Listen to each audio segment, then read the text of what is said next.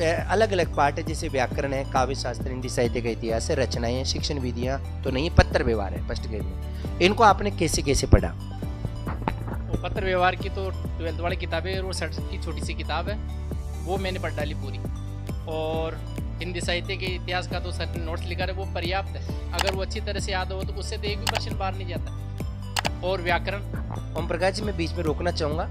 आपके ज़माने का जो हिंदी साहित्य का इतिहास है ना, आपके ज़माने का यानी 2018 का, 17-18 का, उसके नोट्सों में, आज के नोट्सों में, मैं सबके सामने बोल रहा हूँ, ऑनलाइन लगभग मैंने 60% और जोड़ दिया है। तो अगर 60% अब जोड़ रहा हूँ तो इसका मतलब मैं फिर जोड़ देकर कहना चाहता हूँ कि हिंदी साहित्य के इतिहास का वैसे तो और चोर नहीं है, लेकिन जो आपको यहाँ पढ़ा दिया गया 600 पेज, एक भी प्रश्न इससे बाहर नहीं आएगा, और आएगा तो किसी को समझ में नहीं आएगा, वो सभी के लिए जटिल होगा। हम कोशिश करते हैं कि बेहतर, तो ये तो उस दौर की बात करें जब थोड़े से नोट्स किस जो नंबर ऑफ पेजेज कम हुआ करते थे, आज तो 50-60% उनको और भी अपग्रेड कर दिया। Yes sir.